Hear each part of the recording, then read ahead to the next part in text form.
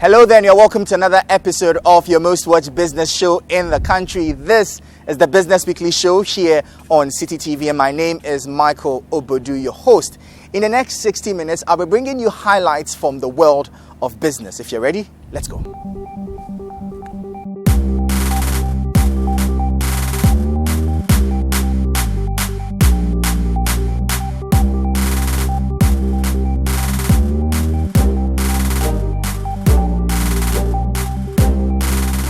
Let's start off with the new tax bills that have been signed into law by the president.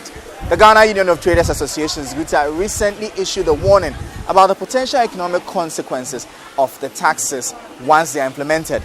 These taxes include the Income Tax Amendment Bill, the Excise Duty Amendment Bill, and the Growth and Sustainability Amendment Bill. Despite facing strong opposition and petitions from the business groups, the president went ahead and signed these bills into law. This has left many worried about the impact these taxes will have on Ghana's economy. The Ghana Union of Traders Associations, GUTA, is warning of dire economic consequences with the implementation of the three new taxes: the Income Tax Amendment Bill, Excise Duty Amendment Bill, and the Growth and Sustainability Amendment Bill were signed into law by the president despite facing strong opposition and petitions from business groups to prevent their approval. According to Dr. Joseph Obeng, president of GUTA, the introduction of these taxes will not only impede growth but also make Ghana uncompetitive in the sub-region while increasing inflation locally. It means that it's going to be so overstressed. It means that inflation is going to go up even higher. It means that industries are going to collapse. Employment is going to be curtailed. It means a whole lot of things. It means that we are not going to be attractive in the cross-border trading activities that we do in the sub-region. It means that we are irrelevant in the scheme of affairs of the continental free trade area, as it is started manifesting in the country. That other countries are taking advantage of the continental free trade, and that the manufacturing companies are seriously not having any advantage at all. And that, when it happens, it means that employment is not going to go up, and that is going to affect the citizenry. It means that the manufacturers are going to turn up a higher cost of production, and that they are going to pass it on to the final consumer. And so the effects are going to be more. Meanwhile, reacting to some comments made by the First Deputy Speaker of Parliament, Joseph Osei Owusu, on the issue, Dr. Obeng expressed displeasure with the legislator's position, describing it as unfortunate. The Deputy Speaker had questioned GUTA's right to complain over the new taxes while accusing its members of overcharging consumers. It is very much unfair for him to lump us all together and use those unprintable words on us. It is not parliamentary, the behavior that he exhibited by insulting the same people that he is a leader of, that the same people who have vested this authority on him because he has this privilege, because the traders are not the same old traders that we used to have. Because most of these traders most of them are very well educated, very well resourced, and all that, even more than himself. But for the privilege that he's having, he has to be mindful of the way he communicates with the citizenry of the country. It is very much unfair, and then the trading community is not particularly happy, and that he should make us the scapegoat. Exciting news from Ghana's economic front.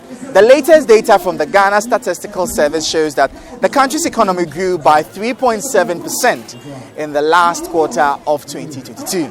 This growth was primarily driven by the mining and quarrying sector, as well as information and communication sectors. It's always encouraging to see growth in the economy, especially after the troubled COVID-19 effects.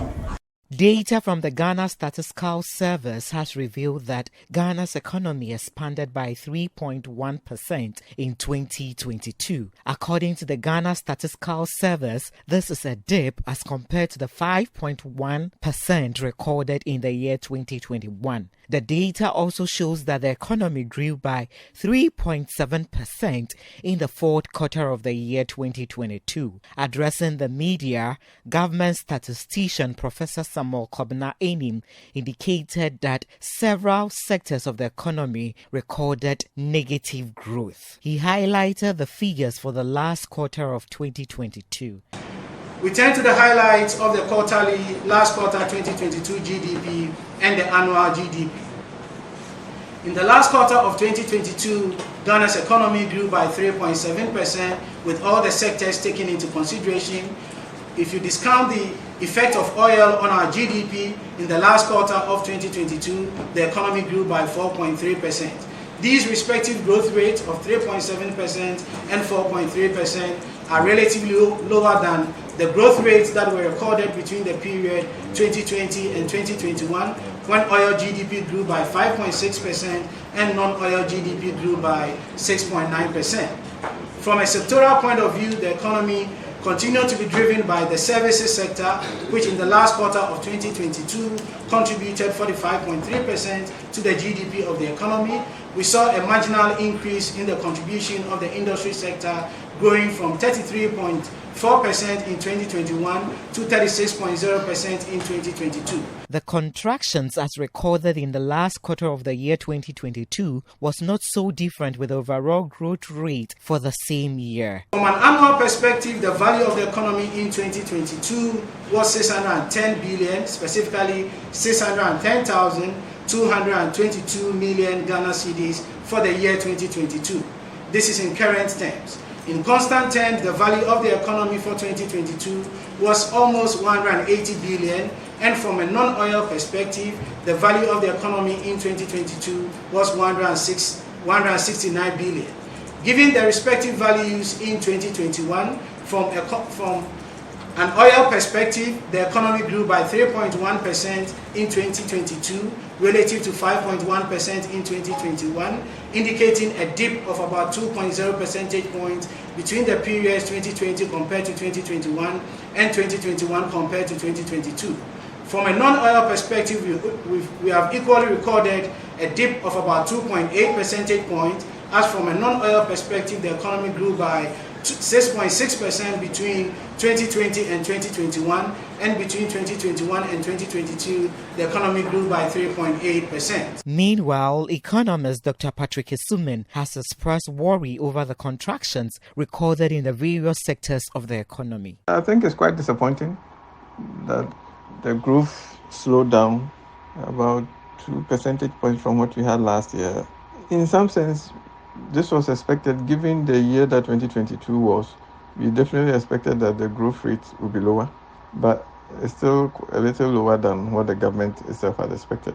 I think what is more worrying is the number of different subsectors that saw a contraction, that is negative growth. So if you look at the industry subsector, for instance, with the exception of mining and quarrying, every sector had negative growth. Manufacturing had negative growth of negative 2.5, which is worrying. And if you go to the services, you also saw professional, admin and support services also seeing negative growth, negative 10.9, which is quite high. So I think these numbers just paint a worrying picture. They'll be more worrying than we had anticipated. So it tells you that the economy is in quite some serious trouble, and some drastic action is needed. We don't have an option than to turn this around. I think let's just be clear that an IMF program is not immediately going to turn around the real sector of the economy. The immediate thing that we might expect is probably see some stability before growth might resume a little later. Did you know that the tourism industry in Ghana has the potential to generate significant revenue for the government? According to the Ghana Statistical Service, leveraging the full potential of the tourism industry can bring in about $4.5 million annually. That's a substantial amount that could go a long way in supporting the country's development. But it's not just about the revenue. The service also highlights the potential of the tourism industry in reducing unemployment amongst the youth. With the right policies and investments, a lot more people can be employed with jobs created in the sector. According to the government statistician, Professor Samuel Kobna Enim, who was speaking at the launch of the 2023 Domestic and Outbound Survey in Winneba, this has become necessary since it will aid the country in acquiring a tourism satellite account, which in the long run has the potential of making the tourism sector the #1 foreign exchange earner, as is also being perceived by the Ministry of Tourism, Art and Culture. It also has the potential of creating over 1.4 million direct and indirect jobs in the sector by 2027. Government statistician Professor Samuel Kobna Enim explained that the survey will offer a comprehensive outlook for the tourism sector to inform policy decisions of government. The reason why this is important is, at least from two perspectives, the Ministry of Tourism, Art and Culture is projecting that our tourism sector should be the #1 foreign exchange earner based on their strategic plan. So they're setting 2027 as the timeline where the tourism sector would be the #1 foreign exchange earner. The second perspective is the employment potential of the sector, and again the ministry is projecting that by 2027 the sector should directly and indirectly create about 1.4 million jobs. This domestic and outbound tourism survey is basically responds to one question: how attractive are our tourist sites and the number of people who visit these tourist sites. We're currently in the field conducting the Ghana International Traveler Survey. Heading into 2023, that is the latter part of the year, we're going to roll out the two other surveys, which is the accommodation unit survey and the tourism establishment survey. So these surveys would help us put together a tourism satellite account and track the country's potential in gaining the 1.4 million jobs that we seek to get, and also getting in excess of 1.5 billion USD from the sector. It is going to provide us with comprehensive information on the tourism sector, and one of the critical issues will be the accommodation facilities that we have, and that is why we have a standalone study on the accommodation unit survey. Ghana has never conducted a tourism satellite account as comprehensively as we are doing now. This is the maiden exercise that we'll first do an accommodation unit survey. We are doing the Ghana International Traveler Survey. We are doing the domestic and outbound tourism survey, and also the travelers establishment survey. So this is a maiden survey, and we are hoping that going forward we would have the opportunity to update it. Think about it like the way we do our GDP. We always produce GDP figures, but we continuously collect data, rebase it, and provide regular statistics on it. So the aim of Ghana Statistical Service is to institutionalize tourism data, and will be part of our statistical product. Some $2.5 million worth of crude condensate has gone missing at the Tema Oil Refinery, and the Energy Minister is not too happy about the situation. But for the Institute for Energy Security, IES, it's still his job to get to the bottom of the matter and ensure corrective measures. The Minister of Energy, Dr. Matthew Poku Prempeh, has disclosed that some $2.5 million worth of crude condensate have gone missing at the Tema Oil Refinery. The minister explains that his outfit secured a deal for the company in the premix sector, but $2.5 million worth of products have been lost and left unaccounted for. His comments follow appeal by workers for government to revive the refinery. Reacting to this, Dr. Matthew Poku Prempeh said government is doing all it can to revive the refinery. I gave TOR a new business opportunity in the premix fuel market, that all the condensate from Ghana Gas should go to TOR and use it for blending and premix fuel, right? The last time I heard, over $2.5 million worth of condensate that got missing from TOR. If we all want TOR working, we don't want another ECG in TOR, do we? Because it will break the back of government, the bills in TOR. They have over $500 million of debt sitting on there. And go and look at how the debt's accumulated. People bring their crude to refine, and then crude losses. I set up a committee that worked for 8 months just trying to reconcile TOR losses. My sister, you don't pay taxes for it to be a drain.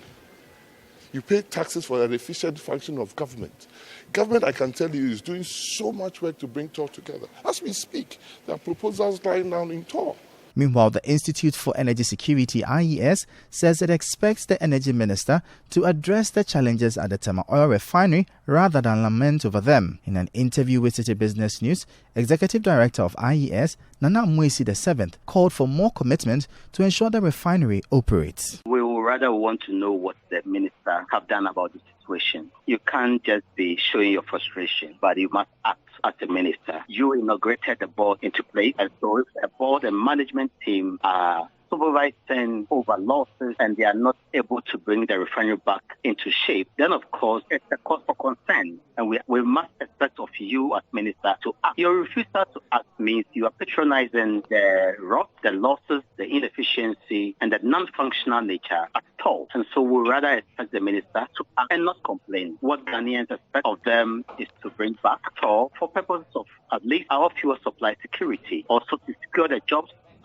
for the people at all, and also ensure that our engineers from the various institutions have a place to put into practice what they've learned at college and at the university level. So much work. We must not sit down and be complaining as leadership.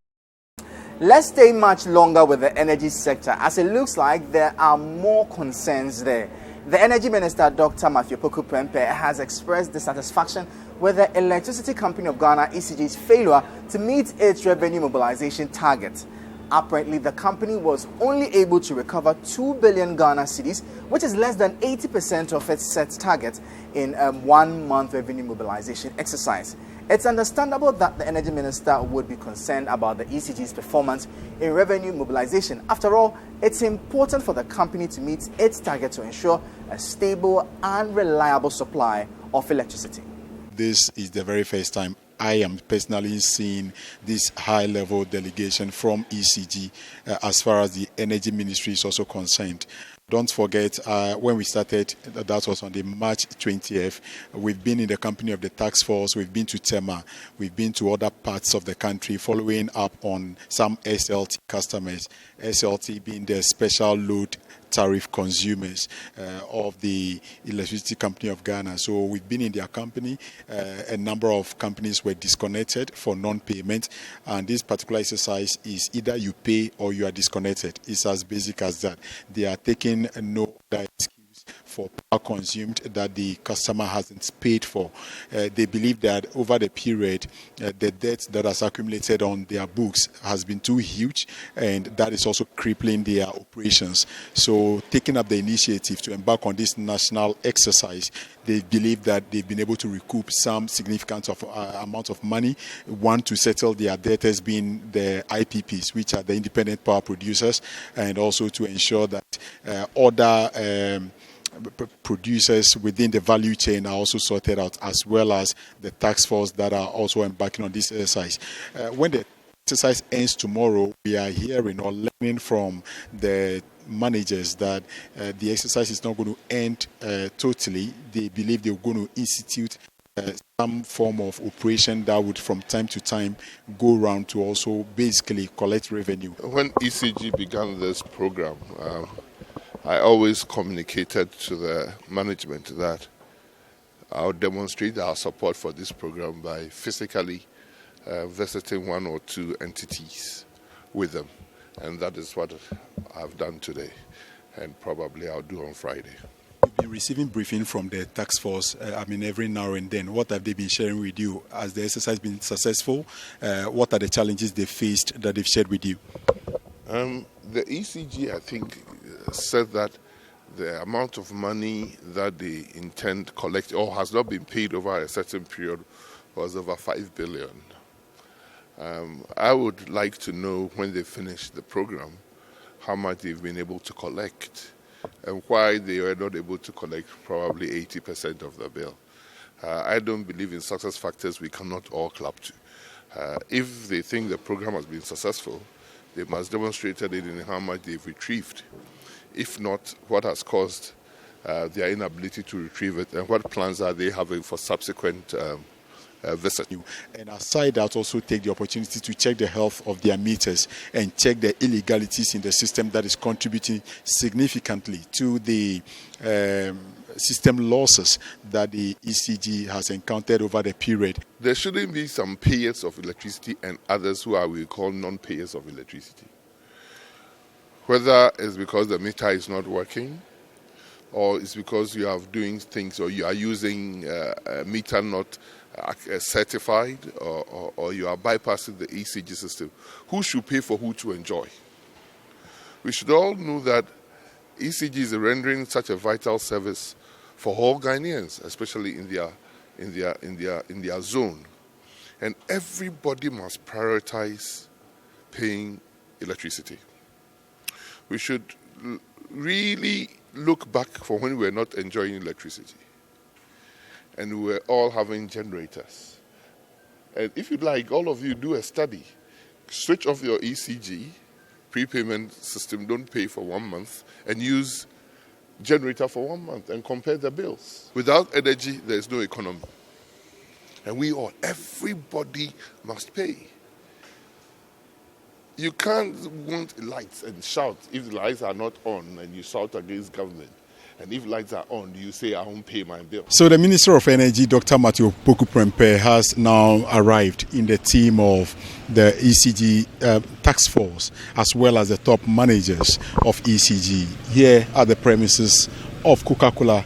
And this is a multinational company that also owes the Electricity Company of Ghana to the tune of about 1.2 million Ghana cedis. Hence, the minister is here basically to engage with management to find out why they've not been able to settle their indebtedness to the company. The minister has been speaking to the media.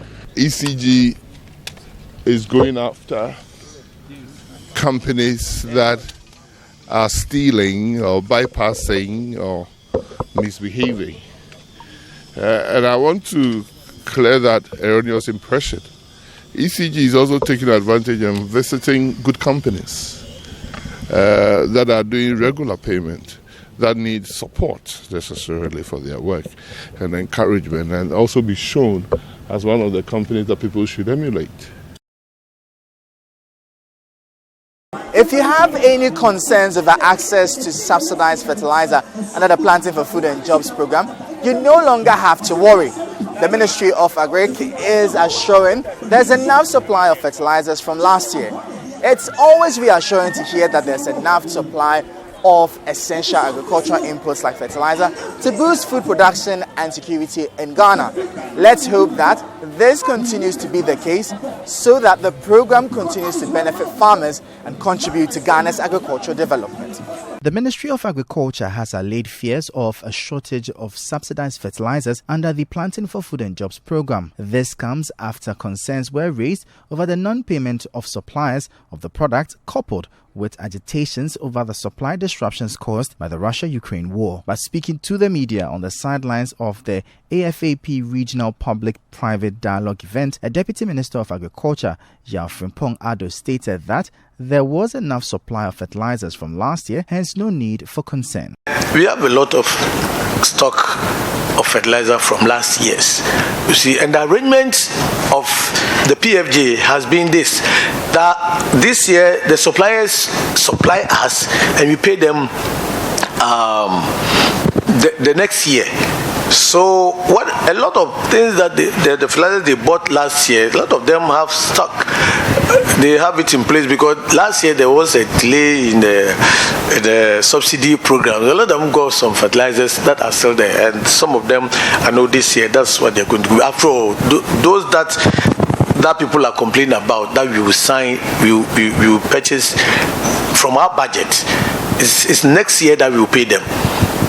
So those suppliers are in discussions with us that we are going to have those seeds and fertilizers. So no cause to worry. The ministry is prepared for this year's farming. Meanwhile, as part of efforts towards enhancing policy implementation in the agricultural sector, the government is making efforts to gather data on all farmers in the country. So far, the policy has been piloted in the 5 northern regions of the country.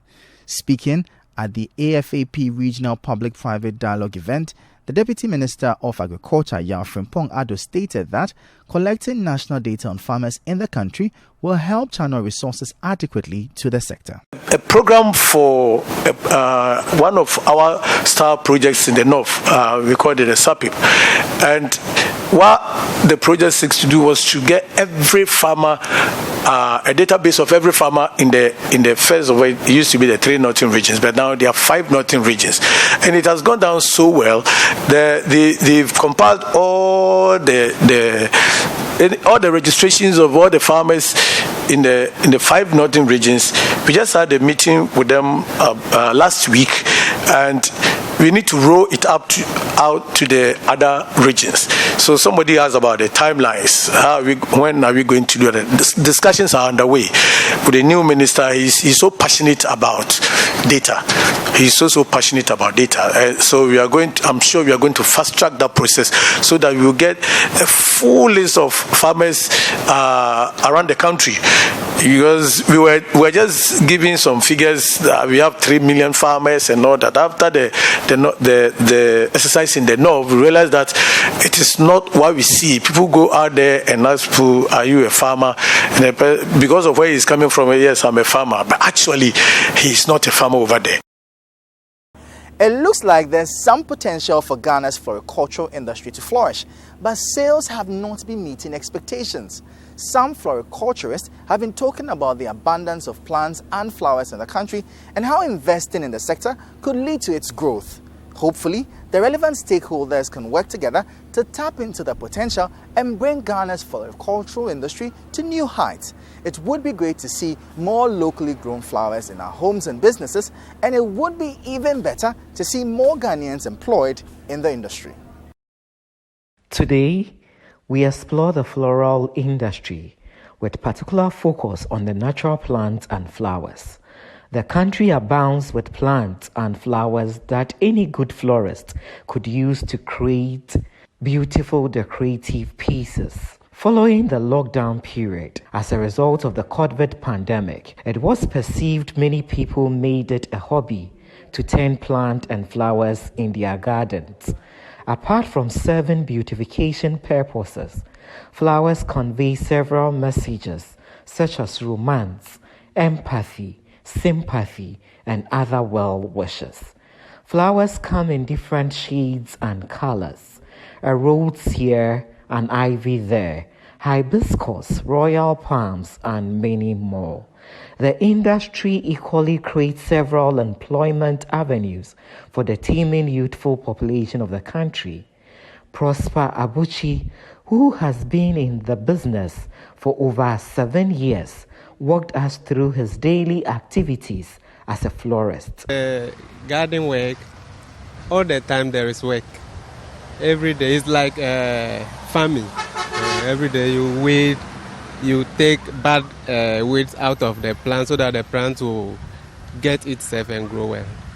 So all the time there is work. How has business been over the last few years, post-COVID? It is not like after the COVID, it is not like the olden days how things have been moving. After the COVID, business come down. Okay, it depends. Sometimes the market will come. Sometimes you can come, you will not sell anything. Sometimes you will come and you can sell something. That's also the average there. Okay, for now, maybe 100 cedis for the average. On a typical day that market or business is really good, how much can you say? Or maybe 500 cedis, 400 cedis. But the market will depend the type of plants you have. Maybe people can come around and looking for some flowers. Maybe you don't have. All those things consider. So if you have a lot of plants, you can make more sales. Prosper tells Citi News some of the challenges which he confronts. He mentions the lack of finance capital as a limiting factor to grow his business. What are some of the difficulties you face? That's money. Because if you say money, you can see I have a platform, very big platform over there, that I will make this type of pots, flower pots. You can see over there. But I don't have money, so I have to I have to be looking for some money before I can do that. So money too is one. If you have money and you invest, that's where you can also see something. Felicia tells Citi News that the inspiration of a female florist who tries to make livelihood for herself through tending plants and flowers. People like female gardeners a lot. So when people came and you are a lady like this, they like to buy from you. So I will engage my female girls that they should also engage themselves in such business. They shouldn't be feeling shy that maybe this is for boys or this is easy. It's simple for them to do it, because as a lady you can do watering. It's not easy, or it's not compulsory for you to weed. So you can water the flowers every 3 days. Then you gain your money. So that's how it is. So which particular plant or flower do people normally patronize? People normally like indoors. And the outdoor too is nicer. For example, these spider plants, they like it very much. And the indoors, they like agronema.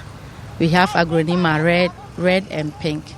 So they like, we have a lot of agronema. So let me say almost they like all the flowers. Because. So your final words to someone watching you, any concern, any encouragement, final words? Yes, I will encourage those who are doing the flowers to keep on, to go on and do it, so that I know definitely by all means one day it shall be well with them. So they should have courage in it and do it. It's good. We chanced upon Mr. Jamasi, who had come to patronize some of the natural flowers, and he tells us the love he has for flowers. Once you love it, you don't think about cost. First of all, if you don't love the plants and the flowers, you don't come for them. So once you love them, cost, keeping them and making them feel part of your family is a natural thing. It comes naturally. For me, I love flowers. So honestly, I will encourage everybody out there that if you're considering between a natural flower and the artificial one, please come around, just drive around. You get natural, beautiful flowers, beautiful plants in your houses, in your hotels, your guest house, wherever. It's very beautiful, and it gives them employment as well. Not everybody has the opportunity of going to be a medical doctor, a teacher, a nurse, or a journalist like you. This is their profession as well, so let's support them. With the abundant plants and flowers in the country, can the country leverage on it to maximize its economic potentials?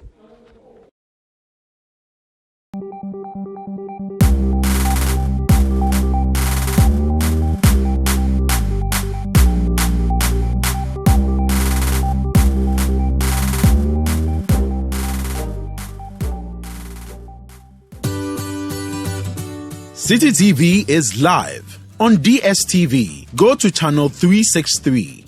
On GoTV, access Citi TV on channel 182. On a digital TV, please press the menu button on the remote control and run a new search on your TV. Take note that without an antenna, you cannot access Citi TV on your television. Citi TV can be accessed on a free-to-air digital box like the GoTV and StarTimes box. Citi TV, it's your world.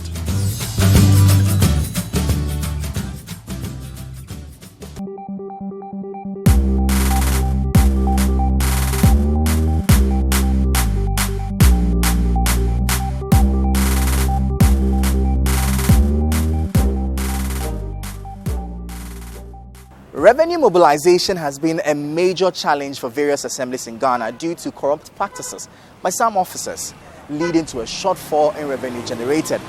This situation has hindered development projects in many areas, but there is some good news because the Kumasi Metropolitan Assembly has taken a step in the right direction by introducing an electronic mode of revenue collection. This is a significant move that could help to curb corrupt practices and improve revenue generation for the assembly. Over the years, residents within the Kumasi metropolis have been lamenting about a number of infrastructural challenges they face. Issues of dilapidated schools and health facilities, lack of street lights, poor sanitation, among others, have been some of the major issues residents complain about. Some residents have in some cases questioned the relevance of the assembly since officers take rates from business operators and various groups. The Kumasi Metropolitan Assembly, however, explains that its inability to embark on a number of developmental projects has been due to inadequate funds. This has partly been attributed to under-declaration of funds and corruption among its officers. Also, with a manual way of revenue collection, officials say it is quite difficult to track all businesses within the metropolis that are supposed to pay the rate. It is in view of this that the Assembly has introduced an electronic mode of enhancing revenue mobilization. According to the Assembly, the new point of sale devices, POS, which are being used to collect business operating licenses fee, property rates, among other quarterly fees, would be an effective way of blocking revenue leakages. Explaining the system of operation of the device, the finance officer for KMA noted that he is hopeful the POS device will help the Assembly increase its revenue generation by more than 50% in 2023. For you to make sure that whatever money collected will get to the Assembly, you need to have accurate and complete data. Number two, you need to have a system that will host the data. And three, you need to have a system that will do the collection for you. In the olden days, because these three things were not there, what it means is that most of the monies collected do not get to KMA. And you send somebody to go and collect money from, let's say, all hairdressers. You send this person out, you don't even know the number of hairdressers.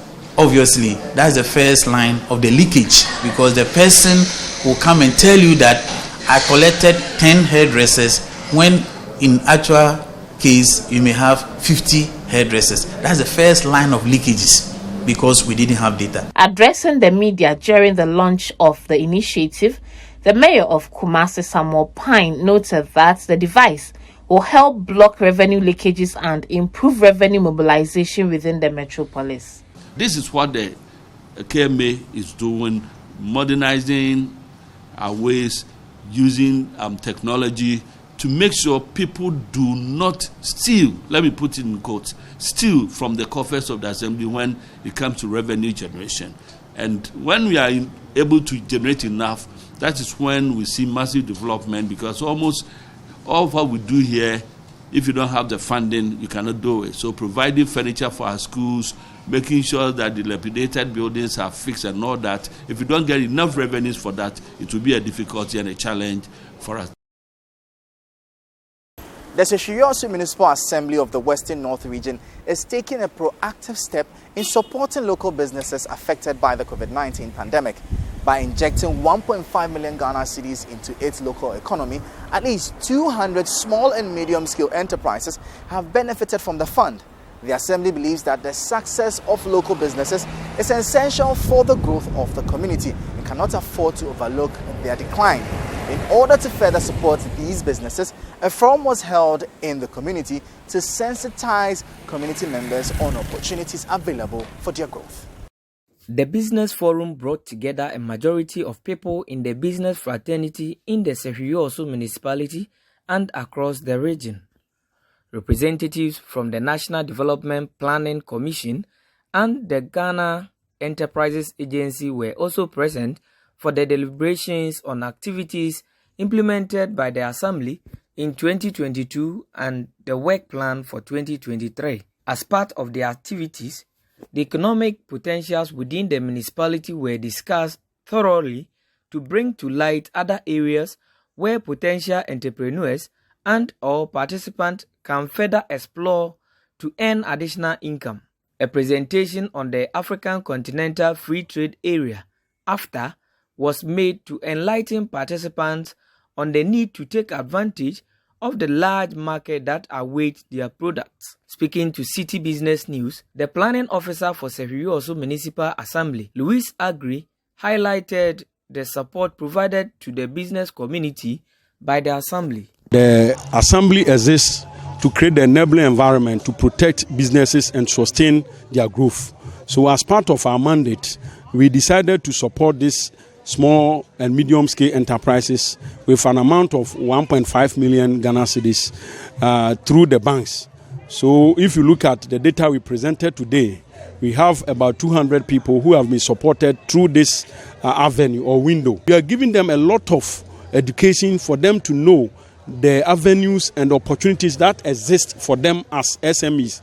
Like we discussed, we have African Continental Free Trade Area, which is a policy of Africa to ensure that we have a big market for our private sector to take advantage of. So these are some of the areas we want to showcase to the business community to also take advantage of some of the government initiatives like planting for export and rural development, planting for food and jobs, microfinance through support of banks and NGOs. So we are giving them startups. So Assembly is doing a lot to help the private sector. He noted that the Assembly is impressed by the progress made so far and committed to doing more. Indeed, we are impressed because if you look at the progress made, we have a lot of products that have been produced by these entrepreneurs. And if you look at their books of accounts, they are doing well because we gave them some training in bookkeeping and other things, and they are keeping proper books of accounts. That is what guaranteed them the loans they were able to receive. So I think we are making headway, but we need to do more or upscale to ensure that we get the best out of the entrepreneurs. We also have monitoring and evaluation as part of the planning process. When you talk about planning, we have problem identification, planning, implementation, monitoring, evaluation is the planning cycle. So when we give them the money to implement their programs or projects, we need to do follow-up to get the feedback, to assess what is going on well and what is not going on well, so that we will prefer strategies to help them in sustaining the businesses. Some of them, if you don't do follow-up, they will not even use the money for the purpose for which they took the money for. It's a process, so we are going to do a follow-up next year to also support the businesses again. The Western North Regional Director for Ghana Enterprises Agency, Habiba Sumani, also tells Citi Business News that her outfit, apart from formalization of businesses' operation, is committed to providing both technical and financial support to entrepreneurs. One of our mandates is to ensure that businesses formalize their operations. If you are into manufacturing or processing, we would want you to have your product duly licensed by the Food and Drugs Authority, and then you can even take it further to the Ghana Standards Authority to get certification for your product. And also, if you are facing any challenges, we collaborate and talk to each other, so we're able to together come up with solutions to help your business to grow. And most importantly, when you are starting a business, come in, walk into any of our business advisory centers and then have that discussion with us. We'll be able to give you first-hand information. Do not wait to launch or start and then encounter challenges before you come back to us. Our doors are open to be able to support you, to nurture your idea. And then we also run training programs from time to time for business men and women within the municipality. Again, we even run in terms of our financial support services, and then we work in collaboration also with the local financial institutions to be able to give the needed financial assistance to businesses locally. So it's very important, and I do encourage that a lot of the people, youth or people already in business, people thinking of starting a business, to walk in to our offices, and then together we can help nurture their ideas and then develop a product and service that will be more beneficial to us as a country. Daniel Kwabnan Nkrumah is an entrepreneur, and he shares with Citi Business News how helpful the Business Advisory Center has been to his establishment. He is entreating others to also get their businesses registered. In the first place, if you have any work like whether it is store or anything that you do, I will tell you that try to register with the BAC people. They will give you some guidelines and like do stuff where you can manage your business. As I said it earlier, they have helped me to keep my records. Initially, I was not able to keep my records. So at the end of the month, I won't get any sales. But now I can keep my records and I know what I'm doing by the end of the month. After lamenting low sales in recent times, persons who are in the livestock business in the Ashanti region say they have recorded a relative increase in patronage during the Eid al-Fitr celebration, which climaxes the 1 month-long fasting for Muslims. Families buy poultry products to celebrate the occasion. Although many people are complaining about the high prices, they feel obliged to buy since it is an essential part of the celebration. Ishaq Al-Hassan says last year, as part of the festivities, he purchased 5 broilers for his family. He, however, tells Citi News that because of the current prices, he has only been able to buy 2 this time around. A few way there, Nyakura. Me say last year, me to akoko baku 5. Me banu ya baku 6. Last year, ma to amu bag kiti baku 6. Me sa di sikaka ho adima saraka. She we ya karmonu ni say there. A few way nipa baku kora minti na adie. Now buy prices no almost say saying na say. Price no obo me 100 cedi. 100 na kase no mo wasuro 100 cedi. Afom no say 75. Sa na eto no. It appears the prices of poultry products have almost doubled within the 1-year period, that is, in comparison with last year. Muslim patrons who see the consumption of poultry products during the Eid celebration as key are compelled to still buy even though prices are high. Like we came to buy the chicken to go and do our salad, but the prices are so huge as compared to the previous years. Previous years, we used to buy this kind of chicken for 20 cedis, 25 cedis, but now the prices are so high. When we came and asked, they told us that some of them are 75 cedis, some are 65 cedis. They are so huge, so we can't buy. So you don't buy at all? No, we are going to other places to see if we can get them at the lowest price. But for here, the prices are so huge. But if you go to other places and the prices are still high, are you still going to buy it, considering the fact that for Muslims, we are obliged to do these things? When we go and the prices are high, we'll buy, but we won't buy as much as we should have buy. But we can buy for maybe a number of chickens so that we can use them for our salad. For the prices, I thought it's normal because the system, how the system move, the price is normal. That's why we can buy enough as we reach, because the system is hard. That's why if the price high, it's normal, because the system is not easy.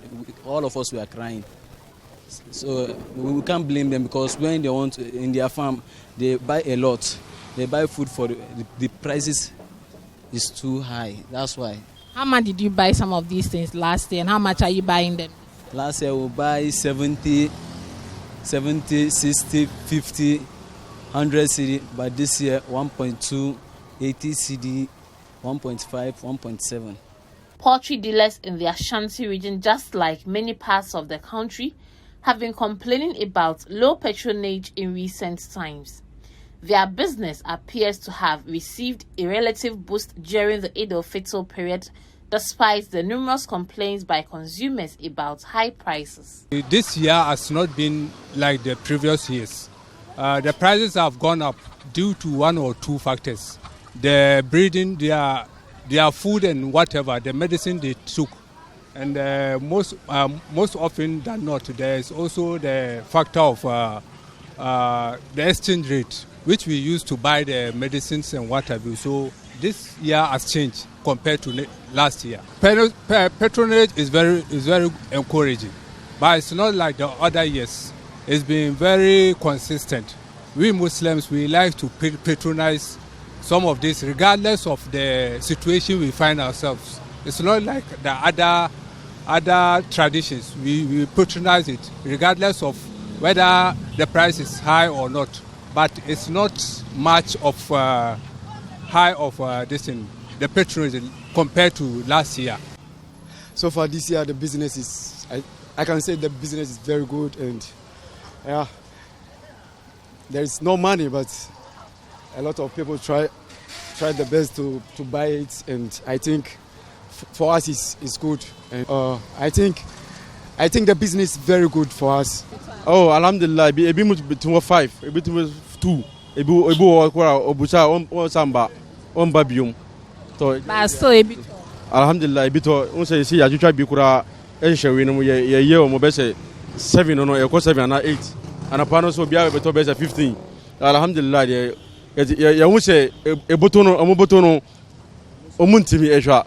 Nti ya dudu so ma mo be say 1.2, 1.3. Tena bia obia wetima to aye idi no so obe man the family am happy.